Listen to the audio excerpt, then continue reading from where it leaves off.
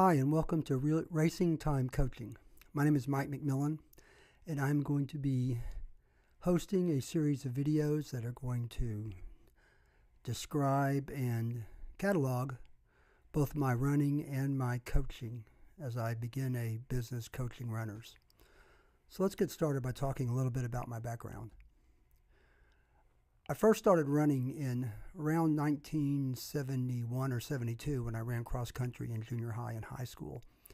I kind of quit as I got into college, but started back again in 1978. I ran, mostly 5Ks and 10Ks, not doing a lot of mileage, maybe 15 to 20 miles a week. I was also beginning to raise a family and had children, and it was taking some time. So I ran my first marathon in 1996 after two failed attempts to get trained for a marathon. I finally ran what was then called the first Tennessee Marathon in Memphis, Tennessee in 1996 in a time of 3 hours and 45 minutes. After that, I decided I didn't want to do marathons again for a while, so I mostly ran 5Ks and 10Ks until about 2010, but I was still running anywhere from 20 to 25 miles a week. Then around 2010 or so, I decided to start branching out to running the half marathon distance. And for 4 or 5 consecutive years, I ran the Little Rock half marathon as really my only race. And so I would work up my mileage up to about 30 miles a week. I would try to do a 12-mile long run for the few weeks up to the half marathon. And I continued doing this until about 2015. And then as I turned 59 and was getting ready to turn 60, I decided I needed to shake some things up on my 59th birthday. And what I decided to do to shake things up was train for and run the Pikes Peak Marathon. Now, this was a very serious challenge for me for several reasons. One, I had absolutely no trail running experience at all when I signed up for it. I'd never even run one step on a trail and only really hiked a few trails. Also, living in central Arkansas, I didn't have a ton of altitude to work with. And so I had to follow the advice that I'd read that just get in the best marathon shape you can and hope that you do all right. And so I finally did run that first Pikes Peak Marathon in 2017.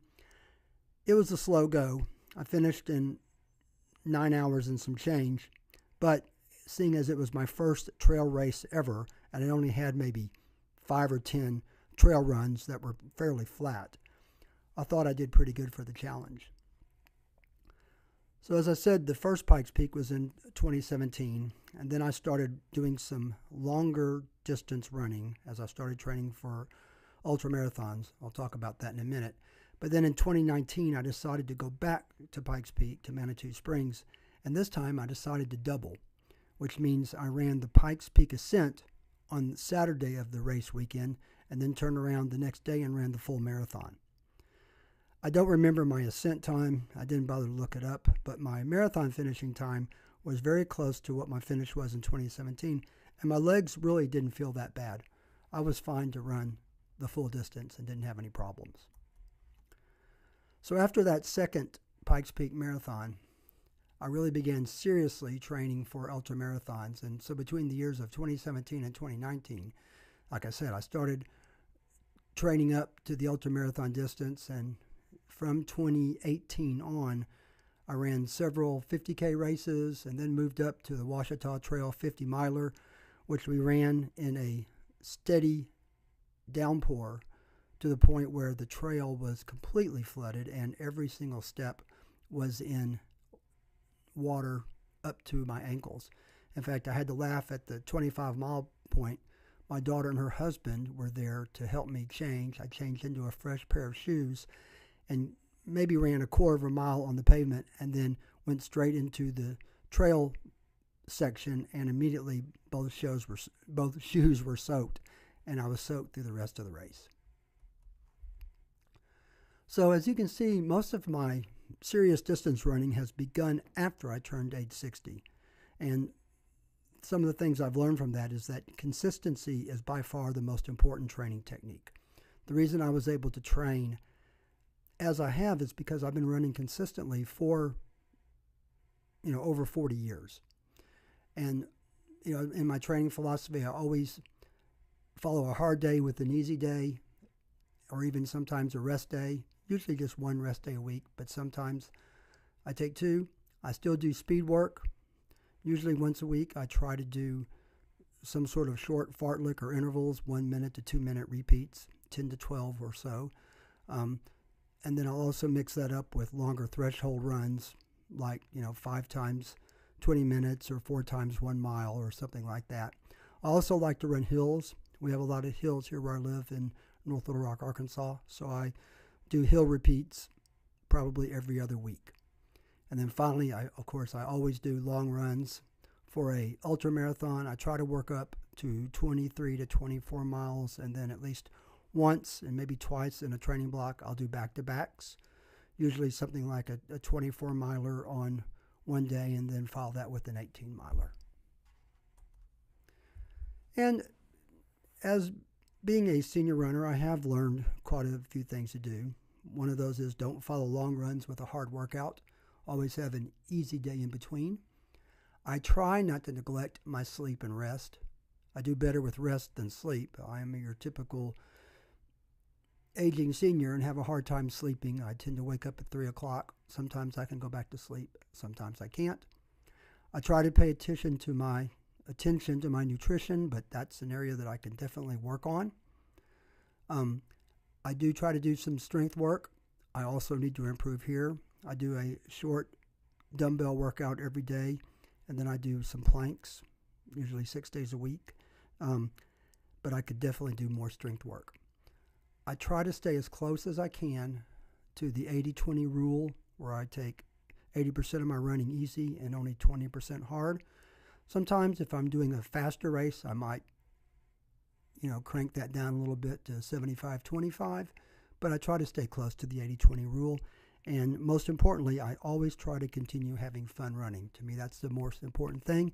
If you're not having fun, I'm not sure why you're running. So as I said, I'm trying to move into some run coaching. Actually, to be honest, I'm just now being coached myself. I'll be talking more about that in future videos, but I'll just mention that I have Chad Lassiter as my coach.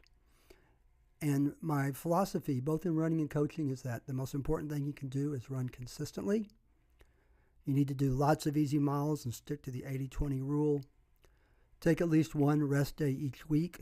That's a David Roche kind of philosophy. I tend to take Sundays off, but take 1 day a week off. Don't be afraid to cross-train as you get older. I am incorporating cycling.